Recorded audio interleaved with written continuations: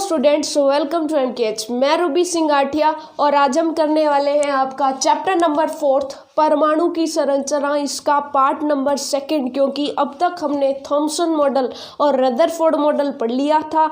आज हमें पढ़ना है कौन सा, नील बोर का मॉडल या फिर इसे बोर का मॉडल भी कहते हैं। तो बोर ने सारी रदरफोर्ड के जो मॉडल था उसके अंदर जो भी कमियां रही वो सारी की सारी कमियां किसने दूर कर दी, बोर साहब ने कर दी। ठीक है, तो अब देखिएगा बोर का मॉडल पढ़ते हैं। बोर ने सारी की सारी जो चीज़ें थी वो क्लियर कर दी। बोर ने क्या कहा कि आप ये कह रहे हो कि एक बीच में नाभिक है, इलेक्ट्रॉन उसके चारों तरफ चक्कर लगा रहा है, तो इलेक्ट्रॉन अब देखिएगा क्योंकि आप चक्कर लगा रहे हो तो आपकी ऊर्जा कुछ ना कुछ तो क्षय होगी। तो ऐसे में इलेक्ट्रॉन भी अपनी ऊर्जा का क्या करता है, क्षय करता है। या फिर आप ये कह सकते हो कि इलेक्ट्रॉन क्या करता है, अपनी ऊर्जा जो है विकिरण के रूप में छोड़ता है, तो ऊर्जा का विकिरण करता है। लेकिन यहाँ पर बोर ने कहा कि जब भी किसी परमाणु के अंदर इलेक्ट्रॉन नाभिक के चारों तरफ चक्कर लगाता है तो वहाँ पर वो कुछ निश्चित कक्षाओं में चक्कर लगाता है, यानी कुछ निश्चित कक्षाओं की परमिशन उसे होती है कि इलेक्ट्रॉन इन कक्षाओं में चक्कर लगाएगा। और जब इलेक्ट्रॉन उन कक्षाओं के अंदर चक्कर लगाता है तब वो किसी भी प्रकार की ऊर्जा जो है उसका विकिरण नहीं करता है, यानी कि उस समय उसकी कोई भी ऊर्जा का क्षय नहीं होता है। अगर वो उन कक्षाओं को छोड़ करके और कहीं जाएगा तो उसका क्षय होगा, लेकिन अगर वो उन्हीं कक्षाओं में चक्कर लगाएगा तो उसकी ऊर्जा का क्षय नहीं होगा। अब ऊर्जा का क्षय नहीं होगा तो वो लगातार चक्कर लगाता रहेगा, और जब लगातार चक्कर लगाता रहेगा तो बाहर की तरफ एक बल लगेगा और नाभिक उसको अंदर की तरफ खींचेगा, तो बाहर और अंदर की तरफ लगने वाला बल बराबर होगा और वो उसी कक्षा में चक्कर लगाता रहेगा। तो ये चीज किसने क्लियर कर दी, नील्स बोर ने। तो देखिएगा नील्स बोर ने परमाणु की संरचना के बारे में निम्नलिखित अवधारणाएं प्रस्तुत की। क्या क्या अवधारणाएं प्रस्तुत की, तो देखिएगा पहली अवधारणा क्या की कि इलेक्ट्रॉन केवल कुछ निश्चित कक्षाओं, ध्यान दीजिएगा, कुछ निश्चित कक्षाओं में ही चक्कर लगा सकते हैं, जिन्हें इलेक्ट्रॉनों की विविक्त कक्षा कहते हैं। क्या कहते हैं, विविक्त कक्षा, यानी कि अलाउड, जिनके अंदर इलेक्ट्रॉन को चक्कर लगाना अलाउ होता है। ठीक है, अब देखिएगा नेक्स्ट, जब इलेक्ट्रॉन इस विविक्त कक्षा में चक्कर लगाते हैं तो उनकी ऊर्जा का विकिरण नहीं होता है, यानी कि अगर इस कक्षा को छोड़ करके कहीं और जाएंगे तब तो विकिरण होगा,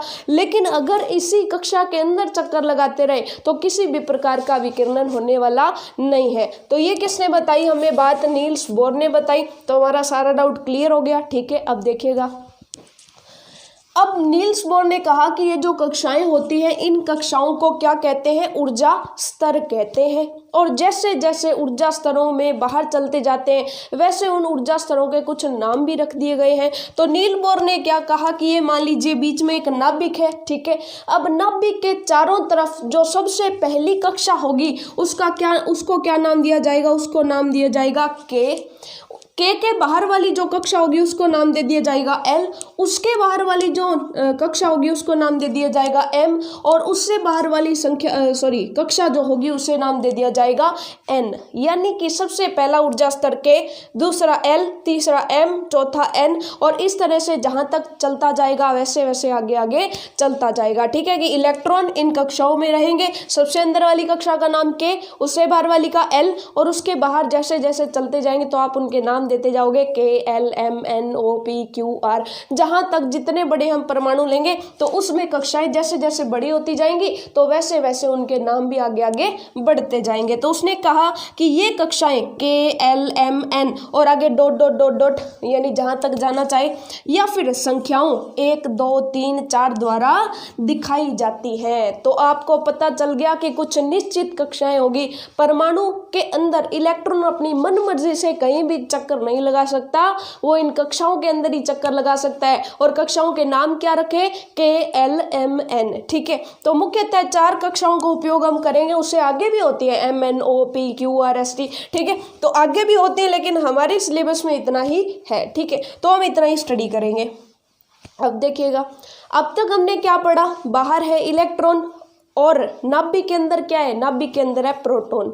अब यहाँ पर क्या होता है कि 1932 के अंदर 1932 के अंदर जेम्स चैडविक ने एक नए अवपरमाणु कण की खोज कर डाली और वो अवपरमाणु कण जो है उसका नाम क्या था, न्यूट्रॉन। तो आपको पता होना चाहिए कि न्यूट्रॉन की खोज किसने की, तो आप कह देंगे कि 1932 में चैडविक ने एक और अवपरमाणु कण को खोज निकाला जो अनावेशित व द्रव्यमान में प्रोटॉन के बराबर होता है और ये रहता कहाँ है, तो ये नाभिक के अंदर रहता है। तो अब देखिएगा परमाणु के बारे में हम क्या समझ गए कि ये हमारा परमाणु है जिसमें K, L, M, N जो कक्षाएं होंगी उनके अंदर क्या रहेंगे, इलेक्ट्रॉन्स रहेंगे और बीच में है नाभिक।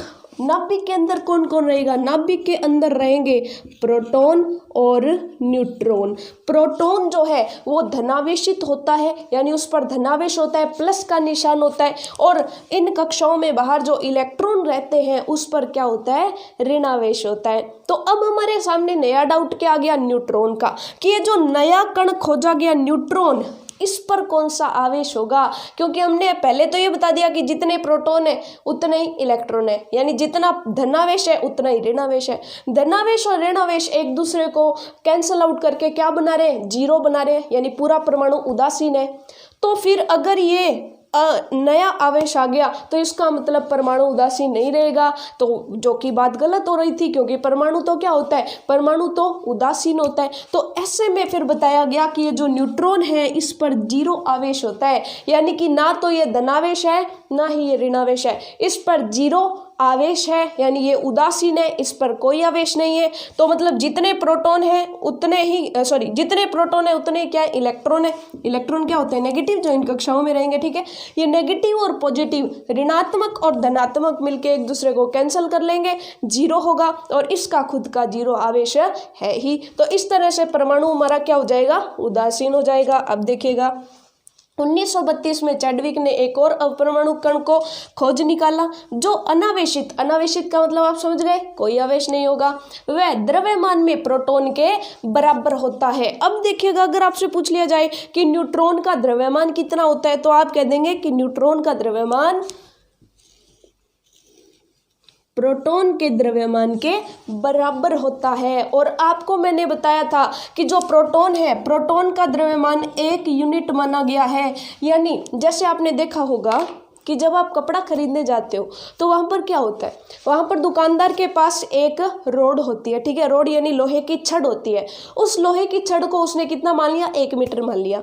अगर आप कहते हो कि 2 मीटर कपड़ा दे दो, तो वो क्या करता है, उस छड़ के यानी उस छड़ पर 2 बार कपड़ा लगाता है और उसका मतलब वो क्या हो गया, 2 मीटर। तो इसका मतलब वहाँ पर किया क्या उसने, वहाँ पर उसने उस छड़ की लंबाई को 1 मीटर मान लिया। उसने क्या, पूरी दुनिया ने उसको 1 मीटर माना हुआ है, तो उसको 1 मीटर मान लिया और उसको माप के वो दे रहा है। तो वैसे ही एक प्रोटॉन का जो द्रव्यमान है उसे हमने 1 यूनिट मान लिया। एक प्रोटॉन का द्रव्यमान 1 यूनिट मान लिया। अब उसमें जितना होगा उतने यूनिट हो जाएगा, जैसा कि मीटर में माना है कि एक छड़ की लंबाई को 1 मीटर मान लिया, फिर छड़ से माप के हम बता रहे हैं। तो वैसे ही एक प्रोटॉन के आवेश को हमने 1 यूनिट मान लिया। अब जितने प्रोटॉन होंगे उतने यूनिट उसका द्रव्यमान हो जाएगा किसी भी परमाणु का, ठीक है। अब देखिएगा, अब यहाँ पे क्या कहा गया कि जितना प्रोटॉन का द्रव्यमान है उतना ही क्या है, हमारे न्यूट्रॉन का भी द्रव्यमान है। तो न्यूट्रॉन का भी द्रव्यमान क्या हो जाएगा, 1 यूनिट हो जाएगा। अब यहाँ पे नई चीज क्या समझ में आई, अब देखिएगा कि नाभिक के अंदर क्या क्या पाया जा रहा है, प्रोटॉन और न्यूट्रॉन, ठीक है। और हमें पता था कि इलेक्ट्रॉन पर जो द्रव्यमान है, बात किसकी चल रही है, द्रव्यमान की, ठीक है। इलेक्ट्रॉन पर द्रव्यमान लगभग 0 होता है, ठीक है, और प्रोटॉन का कुछ द्रव्यमान है, न्यूट्रॉन का कुछ द्रव्यमान है। अब अगर आपसे पूछ लिया जाए कि पूरे परमाणु का अगर द्रव्यमान देखना है तो वो पूरे परमाणु का द्रव्यमान किसके बराबर होगा, तो आप कहेंगे कि प्रोटॉन का द्रव्यमान जोड़ लो, न्यूट्रॉन का जोड़ लो और इलेक्ट्रॉन का जोड़ लो। इलेक्ट्रॉन को तो जोड़ने की आवश्यकता ही नहीं है क्योंकि ये तो 0 है। तो प्रोटॉन का द्रव्यमान और न्यूट्रॉन का द्रव्यमान जोड़ लो, पूरे परमाणु का द्रव्यमान आ जाएगा, ठीक है। तो यहाँ पे क्वेश्चन क्या है, यहाँ पे मेन बात जो आपको बतानी थी वो क्या है कि परमाणु का द्रव्यमान, पूरे परमाणु का द्रव्यमान नाभिक में उपस्थित प्रोटॉन तथा न्यूट्रॉन के द्रव्यमान के योग के बराबर होता है। तो ये चीज़ आपको समझ में आ गई कि प्रोटॉन का जितना द्रव्यमान है, न्यूट्रॉन का जितना द्रव्यमान है, उन दोनों को जोड़ दोगे तो टोटल परमाणु का द्रव्यमान आपको पता चल जाएगा, ठीक है। अब देखिएगा नेक्स्ट, अब ये जो न्यूट्रॉन है वो लगभग सभी परमाणुओं के नाभिक में पाया जाता है। सिर्फ एक परमाणु है, कौन सा? हाइड्रोजन परमाणु। हाइड्रोजन परमाणु एकमात्र ऐसा परमाणु है जिसके अंदर न्यूट्रॉन नहीं पाया जाता। उसके अंदर केवल और केवल एक प्रोटॉन, एक इलेक्ट्रॉन पाया जाता है, उसके अंदर न्यूट्रॉन नहीं पाया जाता। बस एक चीज का ध्यान रखना है, ऐसा परमाणु जिसके अंदर न्यूट्रॉन नहीं पाया जाता तो वो कौन सा है? हाइड्रोजन परमाणु है जिसके अंदर न्यूट्रॉन नहीं पाया जाता। ठीक है, तो ये बात होगी हमारी प्रोटॉन और न्यूट्रॉन की। तो यहाँ पर एक क्वेश्चन आपकी बुक में दिया गया था, आपकी बुक में एक क्वेश्चन दिया गया, वो कौन सा था? आपको कहा गया कि हीलियम परमाणु जो है उसके अंदर मान लीजिए कि प्रोटॉन कितने प्रोटॉन है? 2। प्रोटॉन कितने हैं? 2 है। अब देखिएगा कि हीलियम परमाणु का द्रव्यमान 4U है। कितना है? 4U है। तो बताइए कि इसके अंदर न्यूट्रॉन कितने होंगे? अब आप कहेंगे ये कैसा क्वेश्चन आ गया? तो बहुत ही इंटरेस्टिंग और बहुत ही आसान क्वेश्चन है ये। देखिएगा, प्रोटॉन कितने हो गए? 2। तो प्रोटॉनों की वजह से द्रव्यमान कितना हो गया? 2U हो गया।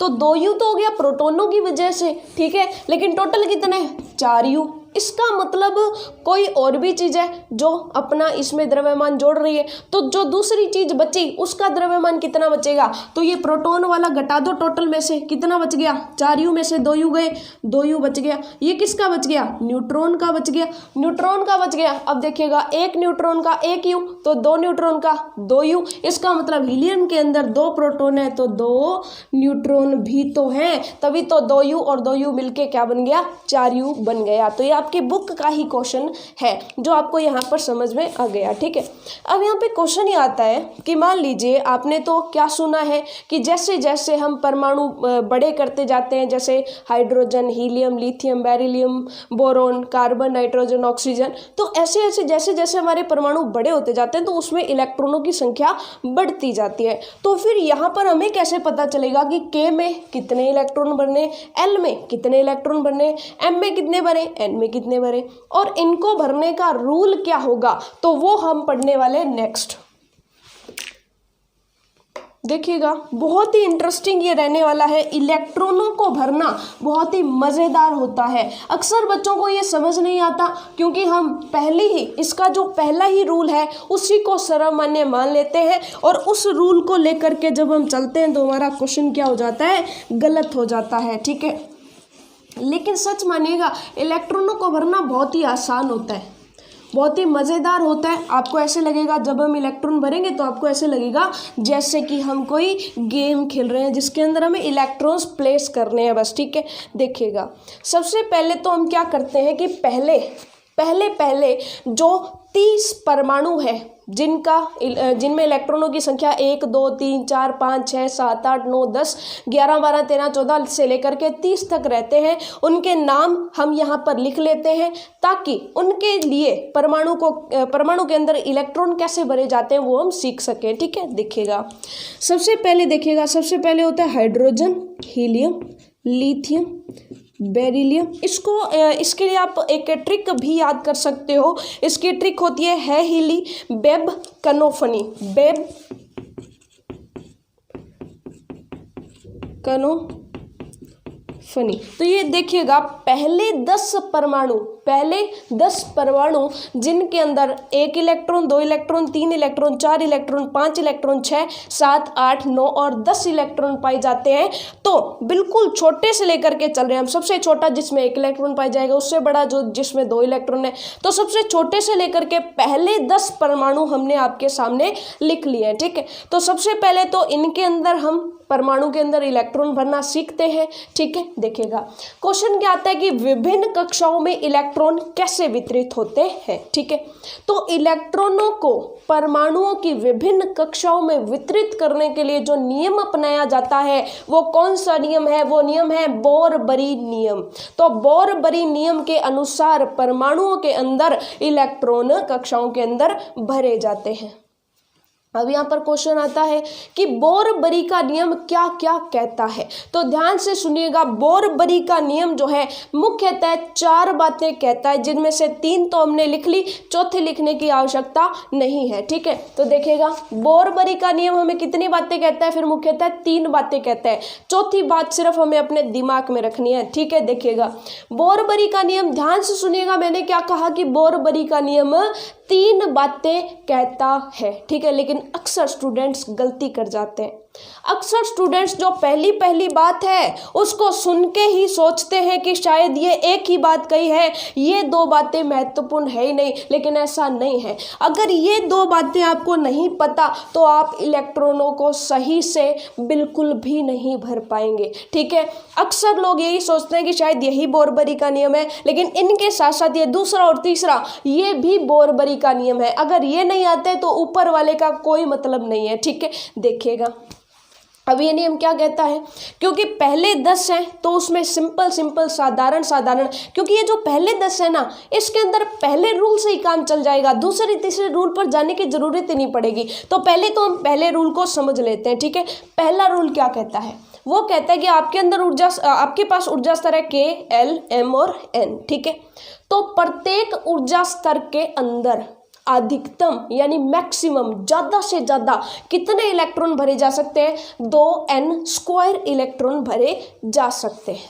ध्यान से सुनिएगा, कितने इलेक्ट्रॉन, 2n², जहाँ पे n क्या है, उस कोश की संख्या है। जैसे k जो है वो कौन सा है, पहला कोश है या फिर पहला ऊर्जा स्तर है, L दूसरा ऊर्जा स्तर है तो n का n 2 हो गया, m तीसरा है तो n 3 हो गया, n चौथा है तो n 4 हो गया। तो उसके अनुसार जब n का मान 1, 2, 3 और 4 रखते हैं तो k के लिए मैक्सिमम ज़्यादा से ज़्यादा या फिर अधिकतम इलेक्ट्रॉनों की संख्या कितनी भरी जा सकती है, k में 2, L में 8, m में 18 और n के अंदर 32 इलेक्ट्रॉन अधिकतम भरे जा सकते हैं। ठीक है, इसका मतलब ये नहीं है कि पहले K में आप 2 भरोगे, फिर L में 8 भरोगे, फिर M में 18 भरोगे और फिर N में 32 भर दोगे सीधे। ऐसा कोई रूल मैंने आपको नहीं बताया है। मैंने ये नहीं बताया कि कैसे भरना है, मैंने सिर्फ ये बताया कि ज़्यादा से ज़्यादा भरने कितने हैं, मैंने ये नहीं बताया कि कैसे भरना है। ठीक है, ध्यान से सुनिएगा, कितने भरने हैं ये मैंने बताया है। अभी आपको सारी चीज़ क्लियर होगी। देखिएगा उदाहरण लेंगे तभी हमें क्लियर होगा। देखिएगा सबसे पहले हम पहला उदाहरण लेते हैं हमारा हाइड्रोजन का। आज की क्लास सचमुच में बहुत ही इंटरेस्टिंग है, बहुत ही मज़ेदार है। ध्यान से सुनिएगा, हो सकता है कि कोई एक आधी चीज़ आपको यहाँ पढ़ने में समझ ना आए तो वो उदाहरण में समझ आएगी। ठीक है, देखिएगा सबसे पहला है हाइड्रोजन की बात सुन लीजिए कि हाइड्रोजन के अंदर मैंने आपको बताया कि इसका परमाणु क्रमांक होता है 1 नंबर पे ही आता है। परमाणु क्रमांक का मतलब होता है कि जितने प्रोटॉन हैं। अब जितने प्रोटॉन होंगे उतने ही क्या होंगे, इलेक्ट्रॉन। तो आप ये भी मान सकते हो कि इसमें 1 प्रोटॉन और इस के अंदर 1 इलेक्ट्रॉन रहता है। तो सबसे पहले H, इसका परमाणु क्रमांक कितना, 1, यानी कि प्रोटॉन कितने, 1। अब जितने प्रोटॉन उतने क्या हो जाएंगे, इलेक्ट्रॉन। तो इलेक्ट्रॉन कितने, 1। अब हाइड्रोजन की कक्षा बनाते हैं, ये हो गया हाइड्रोजन का नाभिक। नाभिक के बाद कक्षा कौन सी बनेगी, तो आप कह देंगे नाभिक के बाद कक्षा बनेगी हमारी K, और K के अंदर इलेक्ट्रॉन कितना भरना है, 1। तो ये लीजिए इलेक्ट्रॉन आपने 1 भर दिया, ये बिल्कुल सही हो गया। तो इसको, इस स्ट्रक्चर को आप बना लीजिए। हाइड्रोजन के अंदर 1 ही है। ठीक है, तो सिंपल देखिएगा, पहले 10 तो साधारण रूप से भरे जाएंगे, पहले 10 में कोई रूल नहीं लगेगा, सिर्फ ये रूल लगेगा कि K में 2 भरने हैं, L में 8 भरने हैं, सिर्फ इतने से काम चल जाएगा पहले 10 में। तो क्योंकि 8 और 2 10 है तो 10 तो सीधे इनमें भरे ही जाएंगे। ठीक है, पहले तो सीधा हम 10 तक जो है कर लेते हैं। अब देखिएगा नेक्स्ट अगर देखा जाए हीलियम, तो हीलियम क्या कहता है, हीलियम के अंदर कितने भरे जाते हैं, 2 इलेक्ट्रॉन भरे जाते हैं, क्योंकि इसके अंदर 2 परमाणु क्रमांक है, यानी 2 प्रोटॉन है, जितने प्रोटॉन उतने इलेक्ट्रॉन, 2 प्रोटॉन तो 2 इलेक्ट्रॉन। 2 इलेक्ट्रॉन है तो कैसे भरोगे, ये रहा नाभिक बीच में, ये रही K कक्षा के अंदर कितने, 2 इलेक्ट्रॉन भर दे, बस काम खत्म हो गया। उसके बाद नेक्स्ट देखें लिथियम, तो लिथियम के अंदर देखिएगा साथ के साथ इनके नाम भी लिखते हुए जाएगा, हीलियम। उसके बाद नेक्स्ट अगर देखा जाए इसको जो है इनके साथ ही बना लेते हैं। ये हो गया हाइड्रोजन, बीच में नाभिक है और एक इलेक्ट्रॉन हो गया।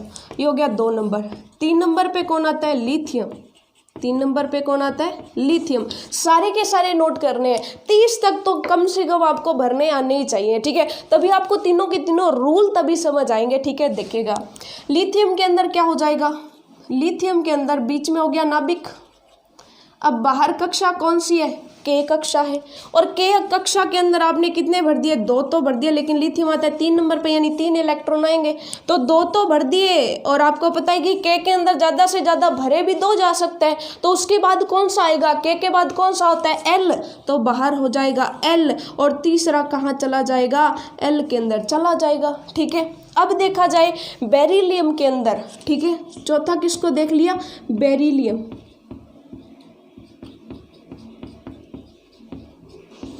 चौथा हमने देख लिया बेरिलियम। तो बेरिलियम के अंदर क्या किया जाएगा? यही सेम देखिएगा। अब जैसे जैसे बढ़ते जा रहे हैं, इसके अंदर बाहर वाले के अंदर एल के अंदर कितने भरे जाने चाहिए? 8 भरे जाने चाहिए। तो देखिएगा 8 बढ़ते चले जाएंगे। कैसे? देखिएगा लिथियम के अंदर 1 भरा था, तो बेरिलियम के अंदर ये रहा नाभिक।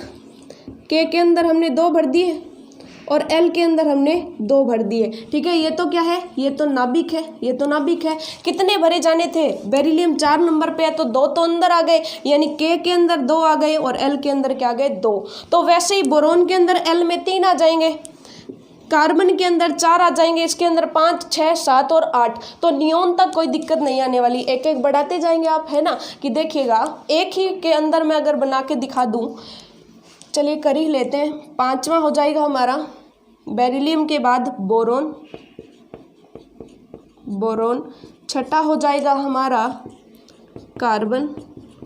7वां हो जाएगा हमारा नाइट्रोजन, ठीक है। एक बार 7 तक करते हैं। तो बोरोन के लिए कैसे करेंगे? ये रहा नाभिक, के में 2 भर दिए, ठीक है। कार्बन के अंदर भी ये रहा नाभिक, नाभिक के बाद के में 2 भर दिए, और ये रहा नाइट्रोजन, नाइट्रोजन में नाभिक और के में 2 भर दिए। अब उसके बाद देखिएगा टोटल कितने बने? 5। के में 2 भर दिए, उसके बाद 3 कहाँ जाएंगे? बाहर आ जाएंगे। 1, 2, 3। इसमें कार्बन में कितने भरने? 6 भरने हैं, तो 2 तो यहाँ आ गए के अंदर, बाकी कहाँ चले जाएंगे? बाहर। 1, 2, 3, 4। तो टोटल कितने हो गए? 6 हो गए। अलग कलर से भरते हैं ताकि समझ आए ज़्यादा, है ना, ताकि ज़्यादा समझ आए। देखिएगा 2 तो किस में भर दिए? के में भर दिए। अब कितने बचे? 7 है, तो 5 बच गए, 5 बाहर भर दो। 1, 2, 3, 4 और 5, ठीक है। आपको पता है कि एल के अंदर 8 भर सकते हैं ज़्यादा से ज़्यादा, तो अभी तो 5 ही भरे गए। अब नाइट्रोजन तक तो हमने कर दिया, नाइट्रोजन तक तो हमने कर दिया। आगे क्या है? ओ से ऑक्सीजन, O, F और Ne, ठीक है। देखिएगा उसके बाद क्या है? ऑक्सीजन, फ्लोरीन और नियोन, ठीक है। नेक्स्ट भर लेते हैं। सिंपल सिंपल है, यहाँ तक कुछ भी नहीं करना। के में भरना शुरू किया, पहले 1 भरा, फिर 2 भरा। अब के में 2 फुल हो गए, उसके बाद तीसरा किस में भरेंगे? एल में, फिर चौथा भी एल में, 5वां भी एल में, 6ठा भी एल में, 7वां भी एल में, 8वां भी एल में और 9वां भी एल में, 10वां भी एल में। तो एल में 8 हो गए कंप्लीट, ठीक है। देखिएगा नाइट्रोजन के बाद क्या आ जाएगा? ऑक्सीजन। 8 नंबर पे कौन आ गया? ऑक्सीजन, ठीक है। 9 नंबर पे आ गया फ्लोरीन, वैसे इसको फ्लोरीन कहते हैं, ठीक है। उसके बाद 10 नंबर पे कौन आ गया? 10 नंबर पे आ गया नियोन। 10 नंबर पे क्या आ गया? नियोन। और इसको शॉर्ट में याद करने का तरीका क्या है? ह, ही, ली, बेब, कन्नो, फनी, ठीक है। तो ये इसको याद करने का तरीका है हिली, बिब, कनोफनी, ठीक है। है हिली, बेब, कनोफनी, ठीक है। अब देखिएगा ऑक्सीजन के अंदर कितने हैं? 8 हैं। तो देखिएगा बीच में हो गया सेंटर, उसके बाद ये हो गई के और ये हो गई एल कक्षा, ठीक है। इसमें भी बीच में सेंटर, ये हो गई के और ये हो गई एल कक्षा। इसमें भी बीच में सेंटर, ये हो गई के, ये हो गई एल कक्षा। अब इनके अंदर इलेक्ट्रॉन भरने हैं, तो देखिएगा 2 तो भरे गए के अंदर, बाकी के क्योंकि 8 भरने हैं, 2 भरे गए, तीसरा, चौथा, 5वां, 6ठा, 7वां, 8वां। 1, 2, 9 भरने ना टोटल, तो 2 अंदर आ गए, 7 बाहर आएंगे। 1, 2, 3, 4, 5, 6, 7, ठीक है।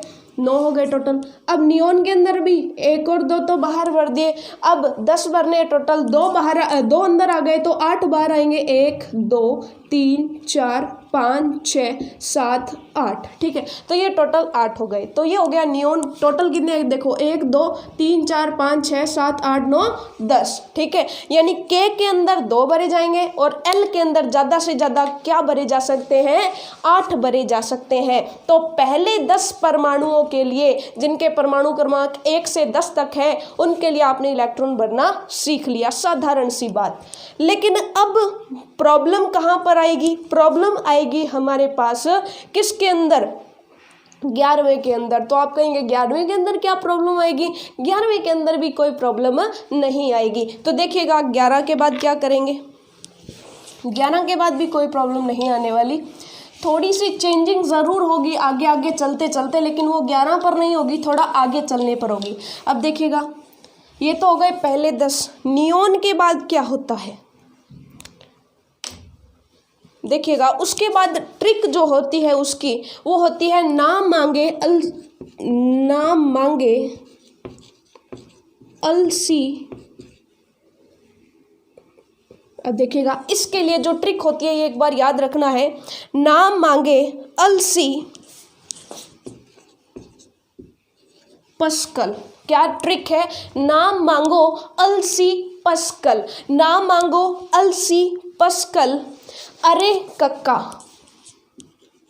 अरे कक्का। ये याद रखने की ट्रिक हो गई 11 से लेकर के 20 तक। दोबारा से दोहरा दूं, ना मांगो अलसी पस्कल अरे कक्का, ठीक है। ना मांगो अलसी पस्कल अरे कक्का, ये आपको याद रखने हैं क्योंकि क्रम वाइज, जैसे मान लीजिए आपको कह दिया कि एल्यूमिनियम, एल मतलब एल्यूमिनियम, एल्यूमिनियम के लिए कह दिया कि बताओ एल्यूमिनियम का जो परमाणु के अंदर इलेक्ट्रॉन कैसे भरा जाएगा।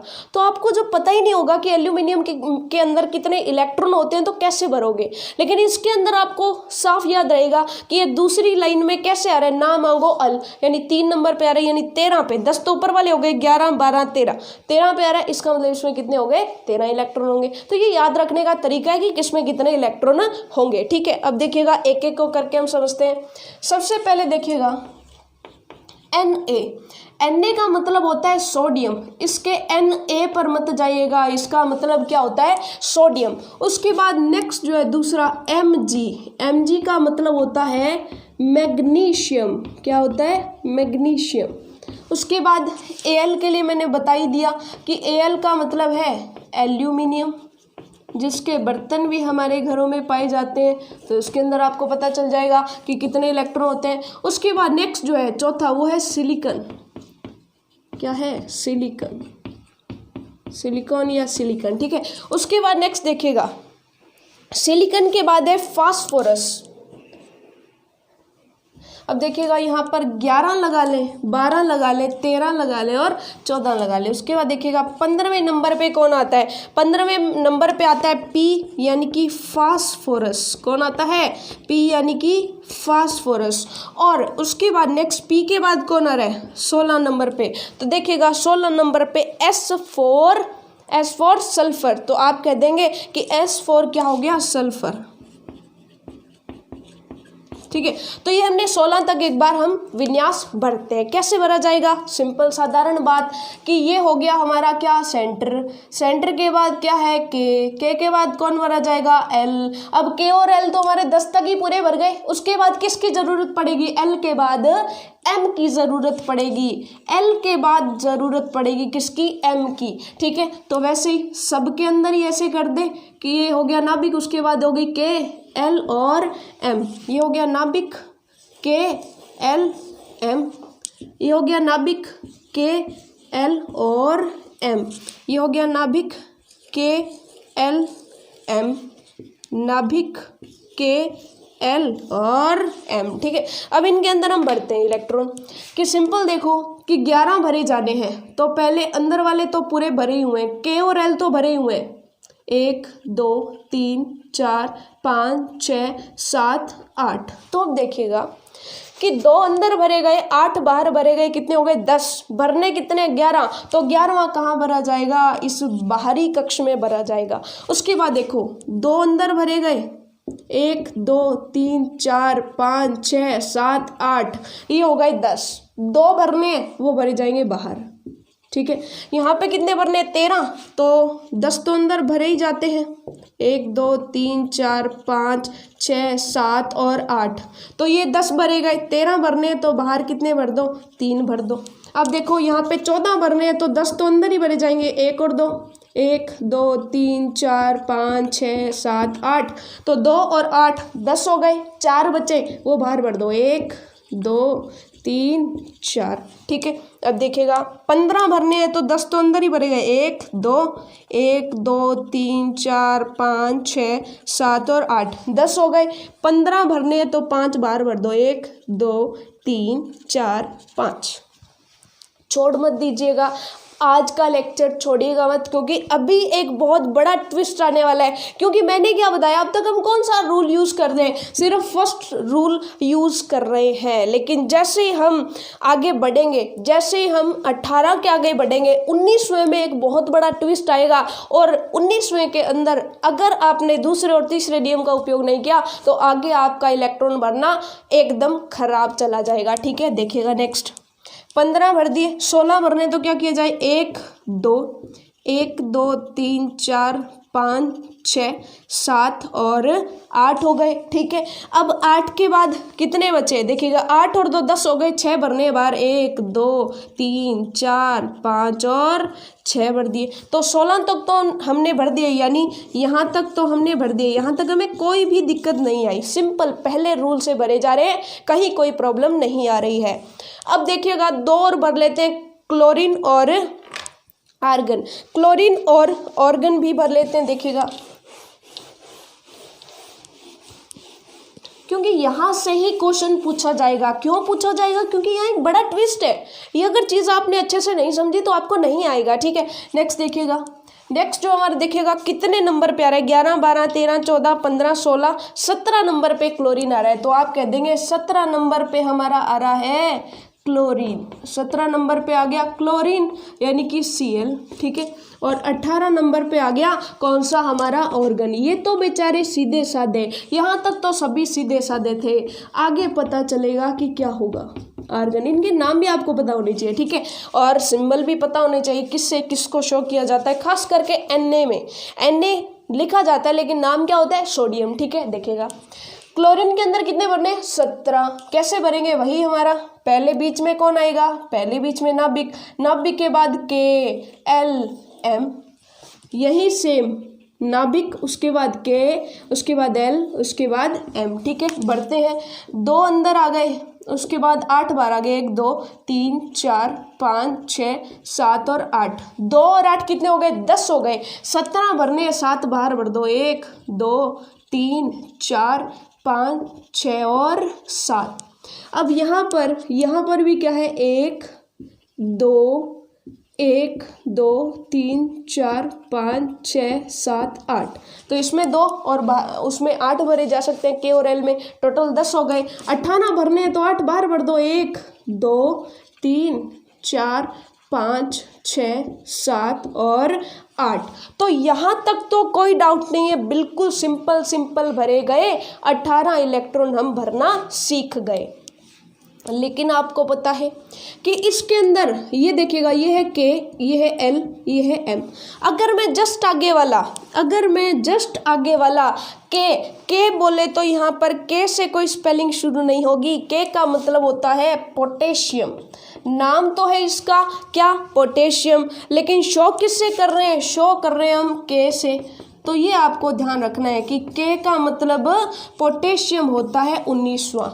अगर मैं 19वां भरने को बोलूं तो पहले रूल से आप कैसे भरोगे, जो कि एकदम गलत जाने वाला है ही हमारा भरना, लेकिन फिर भी हम देख रहे हैं। पहला रूल पढ़ा था, पहले रूल के अंदर M में ज़्यादा से ज़्यादा कितने आ सकते हैं, 18। हमने अब तक कितने भरे, 8 ही तो भरे, 9 नहीं भर सकते क्या, तो पहले नियम के अनुसार तो भर ही सकते हैं, क्योंकि मैक्सिमम कितने आने चाहिए, 18 आने चाहिए। तो देखिएगा अंदर क्या बना लिया, नाभिक, उसके बाद हमने क्या बना लिया, K, उसके बाद L, उसके बाद एम कक्षा हमने बना ली। वही रूल, पहले क्या कर लिया, 2 भर लिए, उसके बाद 1 2 3 4 5 6 7 और 8 भर लिए, यानी इसके अंदर कितने आ गए, टोटल 10 भरे गए, 2 अंदर और 8 एल के अंदर। अब उसके बाद देखिएगा एम के अंदर भी 8 भर लेते हैं, 1 2 3 4 5 6 7 8। अब आप कहेंगे कि m के अंदर 8 ही क्यों भरे, 9 भरने तो एक और भर दो, क्या दिक्कत है कि m के अंदर एक और भर दो, प्रॉब्लम कहाँ आ रही है, तो प्रॉब्लम हमारा करेगा दूसरा नियम, क्योंकि दूसरा नियम क्या कह रहा है कि चाहे आते कितने ही हैं, मैक्सिमम चाहे कितने भी आए, लेकिन आपको एक चीज़ हमेशा ध्यान रखनी है कि जो सबसे बाहर वाला कक्षक है, सबसे बाहर वाला, उसमें ज़्यादा से ज़्यादा 8 ही रखने हैं।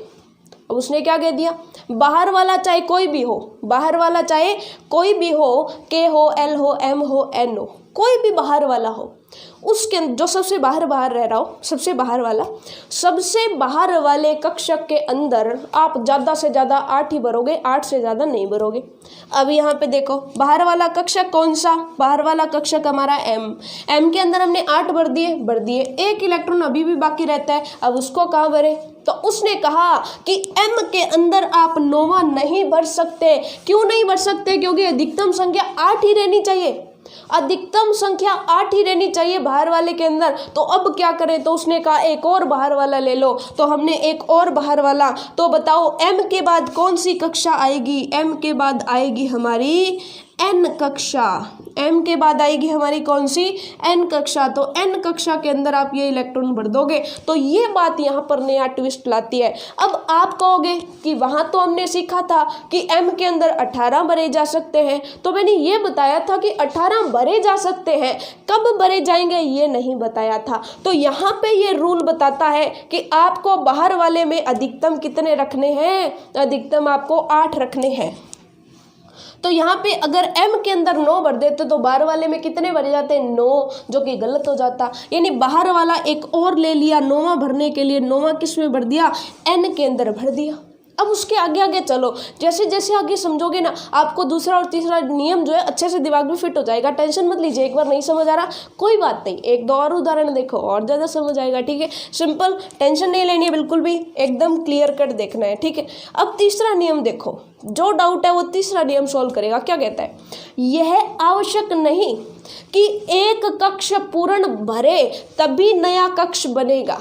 यानी आप यहाँ पे क्या सोच रहे थे कि m पूरा भरेगा फिर n आएगा, तो इसने कह दिया कि ज़रूरी नहीं कि m पूरा भरे और फिर ही आप n लो, पहले भी ले सकते हो। पहले कब ले सकते हो, तो उसने कहा बाह्यतम कोश में 8 इलेक्ट्रॉन होने के बाद जस्ट नया कक्षक बनना प्रारंभ हो जाएगा। आपने m के अंदर कितने रख दिए, 8 रख दिए, उसके बाद जस्ट n कक्षक बनना प्रारंभ हो गया ना। जैसे ही 8 रखे, 9वां किस में रखा, बाहर वाले में रखा। तो ये चीज़ आपको ध्यान रखनी है। अब आप कहोगे इससे आगे क्या होगा, और m के अंदर फिर 18 भरे कब जाएंगे, ऐसे तो m में 8 ही भरे जाएंगे, बाकी तो आगे n में चले गए, तो फिर m में 18 कब भरे जाएंगे, टेंशन मत लीजिए, m में हम 18 भर के जाएंगे, लेकिन उसके लिए हमें आगे आगे चलना पड़ेगा, ठीक है। देखिएगा, पोटेशियम कर लिया, तो अब जो है हम नेक्स्ट जो Ca बेचारा उसको अकेला नहीं छोड़ते हैं, Ca हमारा कैल्शियम, तो कैल्शियम को भी हम भर के जाते हैं, कैल्शियम। अब कैल्शियम बेचारा डरा सा कि पता नहीं मुझे कौन से कक्षक में भरेंगे, तो कैल्शियम को कहा कि तुझे थोड़ी ना छोड़ेंगे, तुझे भी तो इन्हीं नियमों के अनुसार ही भरेंगे। तो चलिए इसको उन्हीं नियमों के अनुसार भरते हैं कि ये हो गया हमारा सेंटर, सेंटर के बाद कौन सी कक्षा आ गई, के, उसके बाद कौन सी कक्षा आ गई, चलिए बीच में ले लेते हैं कहीं, ये हो गई L, ये हो गई M, और M के बाद हमने कौन सी शुरू कर दी, N भी तो शुरू कर दी, ठीक है।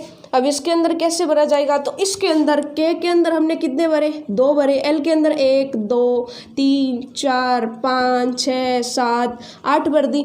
M के अंदर कितनी भरी, M के अंदर भी हमने 8 भरे, 1 2 3 4 5 6 7 और 8।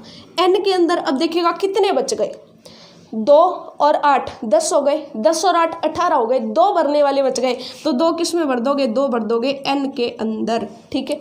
अब आप कहेंगे उसके आगे क्या होगा, तो अब आपको ध्यान रखना है कि जब बाहरी कक्षक में, सबसे बाहरी कक्षक में आ गए आप, बिल्कुल आ गए।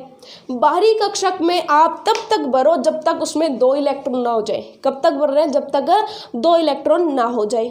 अब वापस से कहाँ चले जाओ? अंदर चले जाओ। अंदर क्यों चले जाओ?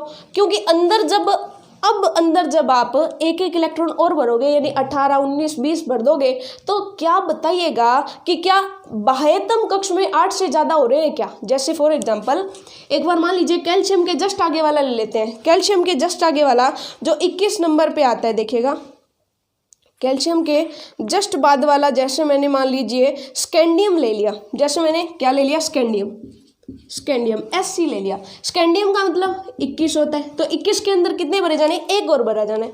तो अगर वो एक मैं M के अंदर भर दूं, तो मुझे एक बात बताइए कि इन तीनों नियमों में से कोई भी नियम गलत जा रहा है क्या? तो मैच करके देखते हैं। पहला नियम चल रहा है, कोई बात नहीं, पहले नियम में कोई प्रॉब्लम नहीं। M में 18 भर सकते हैं, N में 32 भर सकते हैं, कोई प्रॉब्लम नहीं। दूसरा नियम क्या कहता है कि बाह्यतम में अधिकतम 8 आने चाहिए। अब बाह्यतम कौन सा? N के अंदर हमने 8 से ज़्यादा कर दिया क्या? नहीं किए। तो इसका मतलब यहाँ पर एक चीज़ आपको अब तक समझ आ गई होगी कि M के अंदर 8 से ज़्यादा भरने लगे तो N के अंदर भाग जाओ। N के अंदर भर दो, 1 भर दिया, कोई बात नहीं। N के अंदर 2 भर दो, कोई बात नहीं। अब इनको कह दो कि बाह्यतम कक्ष दिख रहा है क्या आपको? तो उसने कहा दिख रहा है। कौन सा? N, कोई बात नहीं। N के अंदर कितने हैं? 2 है। तो बाहर से N को दिखाए रखो कि N के अंदर 2 है, अंदर भरते रहो। अंदर M के अंदर कितने भरते रहो? 18 तक भर दो। M के अंदर 18 तक भर देंगे, उसके बाद N की सोचेंगे। यानी कि N को एक बार 2 इलेक्ट्रॉन भर के N को बाह्यतम कक्षक बना दो। N बाह्यतम कक्षक बन गया, ये रहा, 2 बन गए।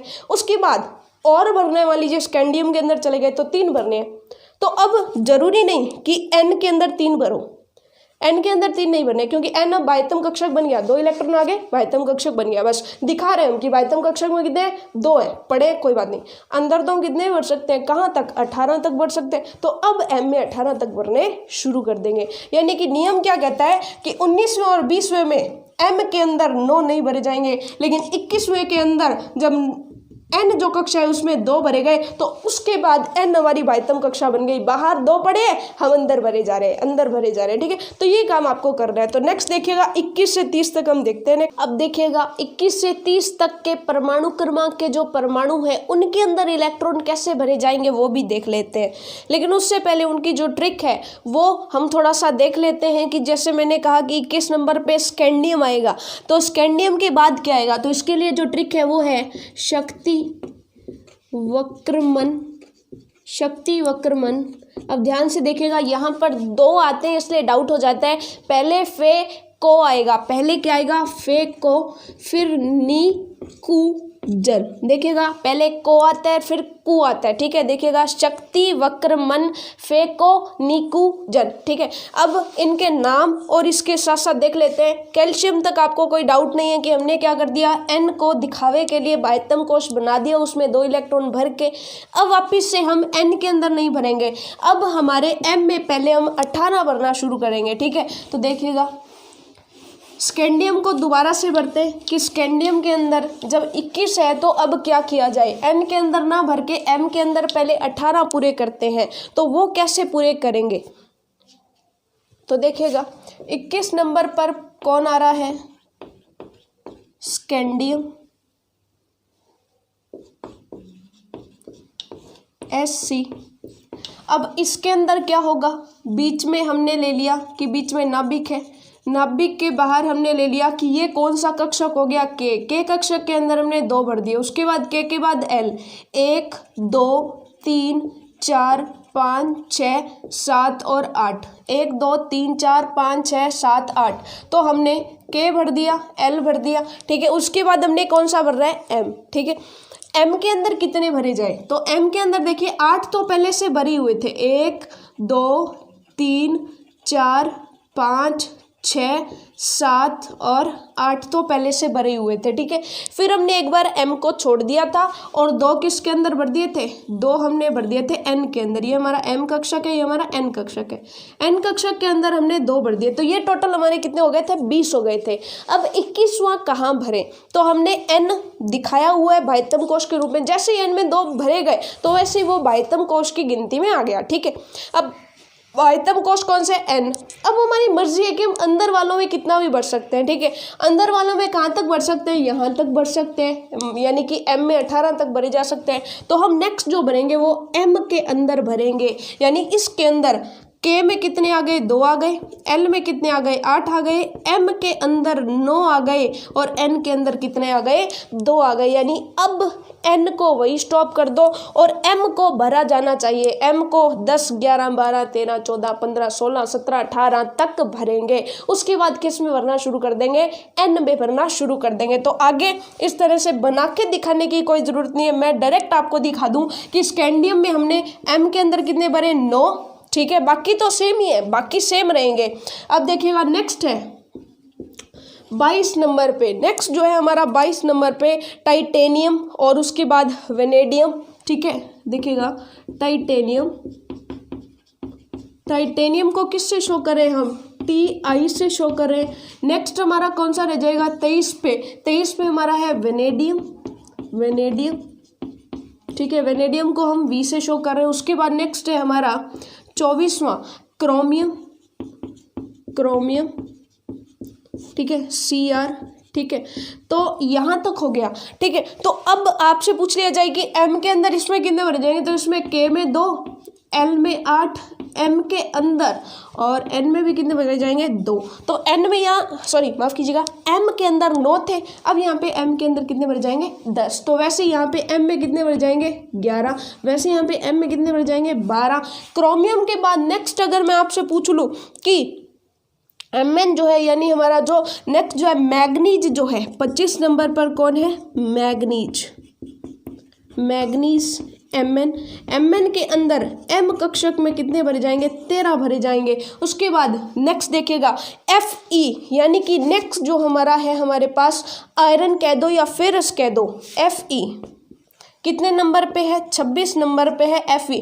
तो इसके अंदर m के अंदर कितने भरे जाएंगे, 14 भरे जाएंगे। नेक्स्ट हमारा 27 नंबर पे देखिएगा फेरस के बाद कौन सा है, कोबाल्ट है, कौन है, सॉरी माफ़ कीजिएगा हमारे पास फेरस के बाद, बिल्कुल सही है, फेरस के बाद तो कोबाल्ट ही है, सही है, कोबाल्ट है, ठीक है। तो कोबाल्ट, कोबाल्ट यानी कि CO है। उसके बाद हमारे 28 नंबर पे कौन है, 28 नंबर पे हमारा निकल यानी कि Ni है, ठीक है, Ni है। तो यहाँ पे m में कितने भरे जाएंगे, 15 भरे जाएंगे। यहाँ पे m में कितने भरे जाएंगे, 16 भरे जाएंगे। आप डायग्राम भी बना सकते हो। यहाँ पे हमने कितने भरे, यहाँ पर हमने m के अंदर 9 भरे, तो 10, 11, 12, 13, 14, 15, 16, 17, 18 तक m के अंदर ही भरना है, n को 2 पर ही रोक के रखना है, ठीक है। तो नेक्स्ट देखिएगा 29 पे कौन है, तो आप देख सकते हो 29 पे हमारे पास Cu यानी कि कॉपर है। तो Cu यानी कि हमारे पास क्या है, कॉपर है Cu। तो इसके अंदर m के अंदर कितने भर जाएंगे, 17। और लास्ट में जो 30 नंबर पर आ रहा है Zn यानी कि जिंक जो आ रहा है, उसके अंदर भी m के अंदर कितने भरे जाएंगे, m के अंदर हमारे भरे जाएंगे 18। तो यहाँ तक हमें 30 तक की हमारे सिलेबस में है, हमें 30 तक ही भरने आने चाहिए। 30 तक मैक्सिमम है कि ज़्यादा से ज़्यादा हमें 30 तक तो भरने आने ही चाहिए, ठीक है। तो 30 तक हमने भर के देख लिए। एक बार ट्रिक वापिस से दोहरा दूँ, है हीली बेब कनोफनी, ना मांगो अलसी पस्कल अरे कक्का, ठीक है। उसके बाद है शक्ति वक्रमन फेकोनिको जन, ठीक है। अब ये तो हो गई। और यहाँ पे ट्रिक वापस से याद कर लो कि क्या करना है, पहले k में 2, फिर l में 8, m में भी 8 ही भरने हैं, ठीक है। उसके बाद m के बाद 8 भरने के बाद n शुरू कर दो, n में 2 भर दिए, उसके बाद वापस m में आ जाओ, ठीक है। m पूरा भर गया, अब क्या किया जाए, अब n को भरना शुरू कर दोगे। जैसे आप 31 पे जाओगे तो 31 में m पूरा भरा गया, n को भरना शुरू कर दो, n में 8 भर दो, उसके बाद उससे आगे वाला ले लो, n के बाद कौन लोगे, o ले लोगे, ठीक है। तो इसी तरीके से ये चलता जाएगा। खैर हमारे सिलेबस में सिर्फ 30 तक ही है। तो यहाँ पर हमने आज की क्लास में इलेक्ट्रॉनों को भरना सीखा है। एक बार रिवाइज ज़रूर करिएगा, ठीक है। इलेक्ट्रॉनों को भरना एक बार रिवाइज कर लोगे, इस वीडियो को एक बार और देख लोगे तो सब क्लियर हो जाएगा, ठीक है। और आज के लिए इतना ही। नेक्स्ट क्लास में फिर संयोजकता और इसके बाद के जो कंसेप्ट है वो पढ़ेंगे। सो तब तक के लिए all the best for your self study.